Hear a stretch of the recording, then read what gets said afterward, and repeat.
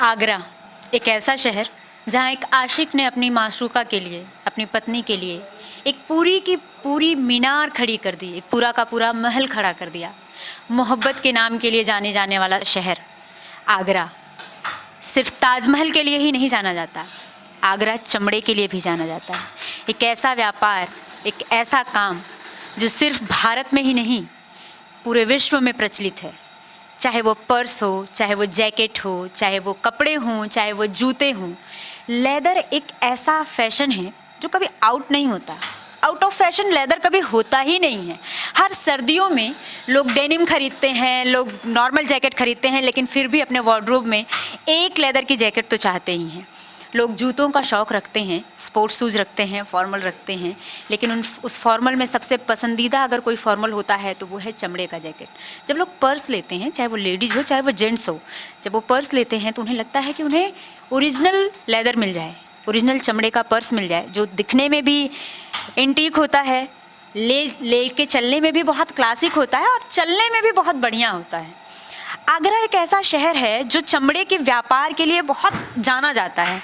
हालांकि भारत में कई ऐसे राज्य हैं जहां चमड़े का काम होता है। उसमें कानपुर है, आगरा है, उसमें तमिलनाडु है, उसमें मुंबई है और दिल्ली के नोएडा शहर में भी चमड़े का काम होता है। लेकिन जिस क्वालिटी का काम और जिस क्वालिटी के लिए लोग चमड़े को जानते हैं, उस क्वालिटी के लिए लोग आगरा को प्रेफर करते हैं, क्योंकि कहते हैं कि यहाँ छोटे छोटे घरों में बसे हुए इतने सारे कारखाने हैं और उन सारे कारखानों में मेहनत से काम करते हुए वो मज़दूर हैं जो एक एक धागे को रच रच के, एक एक चमड़े को काट काट के बनाते हैं जूते, पर्स, जैकेट, और फिर हम और आप उन्हें बड़े शौक़ से, बड़े चाव से पहनते हैं। कुछ चीज़ें ऐसी होती हैं जिनकी दुनिया बहुत अंधेरी होती है।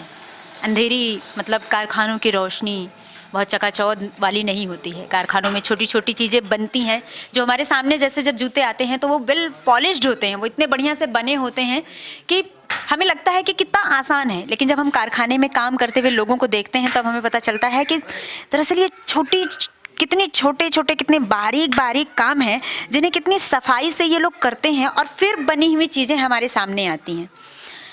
ये तो हो गया चमड़े के व्यापार के बारे में। लेकिन क्या आप जानते हैं कि नोटबंदी के दौर ने सबसे बुरा असर किस काम पे डाला है, किन कारखानों पे डाला है और किन के पेट पे सबसे ज़्यादा लात मारा है? जी हाँ, चमड़े के व्यापार पे। अगर हम आंकड़ों की माने 50 से लेकर के 60% की गिरावट चमड़े के व्यापार में आई है। वो चमड़ा जिसके लिए देश पूरे विश्व में चौथे स्थान पे निर्यात में जाना जाता है, वो चमड़ा जिसमें 30% औरतें, ये आंकड़ा आप अगर गूगल पे सर्च करें तो आपको दिख जाएगा, ये वो आंकड़ा है कि चमड़े के व्यापार में ही सबसे ज़्यादा महिलाएं काम करती हैं। और सिर्फ काम नहीं करती हैं, वो इस व्यापार में, इन कारखानों में मालिक के रूप में भी काम करती हैं। एक तरह से महिलाओं का वर्चस्व है चमड़े के व्यापार में। तीसरी सबसे इम्पॉर्टेंट चीज़, चमड़ा एक ऐसा व्यवसाय है, चमड़े का व्यवसाय एक ऐसा व्यवसाय है जिसमें सबसे ज़्यादा दलित भागीदारी है। यही एक ऐसा व्यवसाय है, व्यापार है जिसमें दलितों की सबसे ज़्यादा भागीदारी है। और अगर हम अकेले आगरा की ही बात कर लें तो आगरा में आपको जितने कारखाने मिलेंगे, आप, मुझे लगता है कि शायद 90% कारखाने ऐसे हैं जिनका मालिकाना हक दलित बहुजनों के पास है। लेकिन आज चमड़े के कारखाने में, चमड़े के व्यापार में बहुत भारी गिरावट आई है, जिसकी वजह से आप देख रहे होंगे ये मशीन खाली है। इतने बड़े कारखाने में वो बहुत सारी जगह हैं, अगर कैमरा पीछे जा सके तो मशीन ढकी हुई है, बाकी की जगहों पे भी बहुत कम, ये स्थान भी सारे खाली हैं। ज़्यादातर मजदूर यहाँ काम करने वाले बाहर के होते हैं, वो या तो जा चुके हैं या तो नोटबंदी की समस्या के चलते पूरी तरह से बेकार हो चुके हैं, क्योंकि ना तो मालिकों के पास इन्हें देने के लिए पैसे हैं और ना ही ये इस हालत में हैं कि बिना मजदूरी मिले ये काम कर सकें।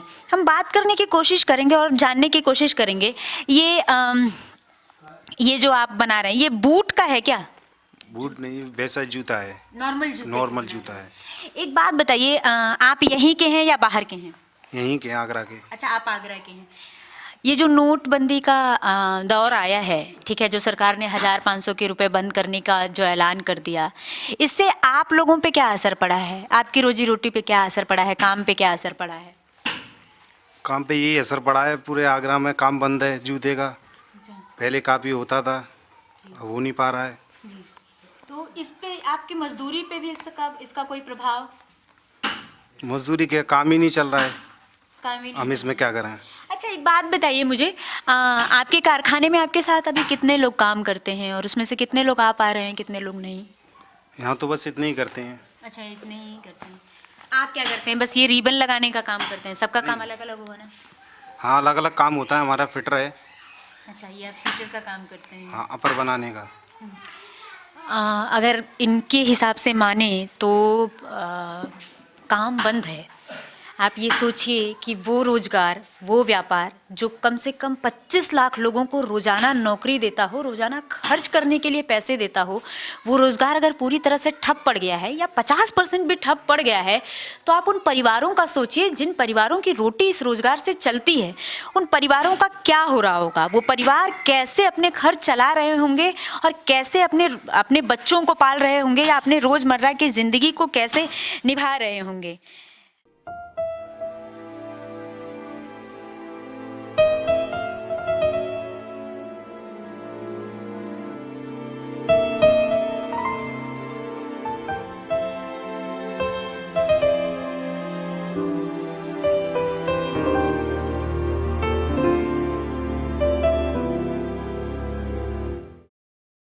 अभी हमारे साथ कारखाने के मालिक हैं, हम इनसे बात करेंगे और जानेंगे कि अभी तक हमने मज़दूरों से बात की जो यहाँ रोज़ काम करने वाले लोग हैं, उन लोगों से बात की।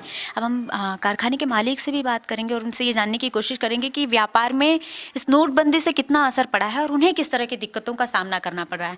सर, आप मुझे एक बात बताइए कि आपको ये पूरा व्यापार चलाने में नोटबंदी से किस तरह की दिक्कतें हो रही हैं, किस तरह का सामना करना पड़ रहा है? नोटबंदी का असर बहुत अधिक है। लेबर परेशान है। नोटों को जो है यदि लेबर को देते हैं तो लेबर जो है उसे बैंक में ले जा कर के जो है कैश नहीं कर पाती है और बहुत परेशानी, लेबर जो है आ ही नहीं पा रही है। लेबर के लिए देखा आपने स्थान खाली है। जब पैसा जो है होगा तभी तो लेबर काम करेगी और इसका जो है बहुत बुरा असर जो है चमड़ा उद्योग पे पड़ा है। मुझे एक बात और बताइए, क्या अभी जो 1500 के नोट बंद हुए, खैर अभी तो बहुत नए नए फरमान आ गए या नए नए फैसले आ गए, बहुत सारे सर्कुलर आए जिसमें अब आज से 500 के नोट भी बंद हो जाएंगे, नहीं चलेंगे। 1000 के नोट वो उससे पहले ही बंद कर चुके हैं। जो सैलरी होती है आपके लेबर की, वो अभी मैं इससे पहले एक कारखाने में बात कर रही थी तो उन लोगों ने मुझे ये बताया कि इन्हें दैनिक वेतन पे रखा जाता है। तो वो कैसे दे रहे हैं आप लोग, वो कैसे मैनेज कर रहे हैं? क्योंकि अभी बैंकों में करेंसी की भी प्रॉब्लम है। तो जूते का अलग अलग कार्य होता है, स्टिचिंग का होता है, अपर बनाते हैं, उसके बाद में बॉटम होता है, फिनिशिंग होता है और उनका जो जितना भी काम करते हैं उनकी रेट्स अलग अलग हैं।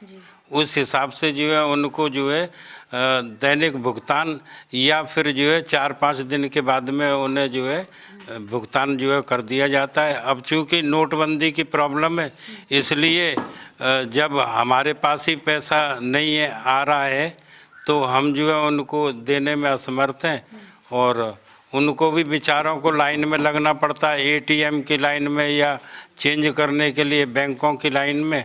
तो इधर जो है काम सफ़र होता है, इसलिए जो है उनकी जो दैनिक भत्ता है या दैनिक जो मजदूरी है वो उसमें भी जो है प्रॉब्लम आती है। जैसे वो पहले 7 दिन 8 दिन काम करते थे, अब तो जो है 3-4 दिन जो है काम करते हैं, बाकी जो है अपनी परेशानी भुगत रहे हैं। अच्छा, एक जनरल सवाल, जो अभी 20 दिनों से जो जिस तरह से चीज़ें चल रही हैं या 20 दिन जिस तरह से पार हो गए, कई लोग कह रहे हैं ये फैसला बहुत अच्छा है, ये देश के हित में है, होना चाहिए।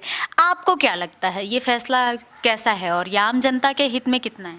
हमें तो नहीं लगता कि ये देश हित में, ये जो है मज़दूरों के जो है के लिए अहितकारी जो है कदम है और ये सोच समझ करके कदम नहीं उठाया गया है, क्योंकि जो भी कदम उठाया जाता है उससे पहले उसकी प्लानिंग होती है और प्लानिंग होनी चाहिए।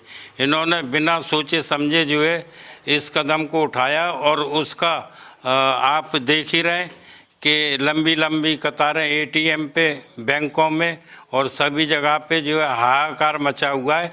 ये उस चीज़ को दबाने के लिए तरह तरह के प्रोपेगेंडा और जो है पब्लिसिटी कर रहे हैं, लेकिन इनफैक्ट परेशान है, लेबर परेशान है, जनता परेशान है और ये जो है अच्छा कदम नहीं है। अच्छा, मुझे एक बात बताइए, ये जो मशीनें लगी हुई हैं या ये जो जगह बने हुए हैं, ये बहुत सी जगहें खाली हैं, तो क्या ये मजदूर छोड़ के चले गए हैं या कोई और वजह है? नहीं, नोटबंदी के कारण जो है जब पैसा एक्सचेंज नहीं हो पा रहा है, उनको पैसा नहीं मिल पा रहा है तो छोड़ कर के बैठे हुए हैं। जब हमारे पास जो है मालिक के पास में पैसा नहीं होगा तो लेबर को पैसा कहाँ से देगा? ये एक ख़ास बात हमें देखने में आई। हम इससे पहले भी जहाँ गए वहाँ भी हमने देखा कि मज़दूरों की बड़ी संख्या में कमी है, लोग ना काम छोड़ छोड़ करके जा रहे हैं और मशीनें खाली हैं, बाकी की जगह खाली हैं। कुछ एक चीज़ों पे काम हो रहा है जहाँ कभी 200 पेयर जूते ऑर्डर दिए जाते थे, कहीं 250, कहीं 300, वहाँ संख्या 50 पे भी नहीं, 50 पे आ गई है। तो ये जो इस तरह की समस्या है, कारोबार पे जितना असर पड़ेगा वो देश की अर्थव्यवस्था को भी कहीं ना कहीं डगमगाएगा। खैर, कैमरामैन रैन के साथ मैं श्वेता यादव, नेशनल दस्तक, आगरा।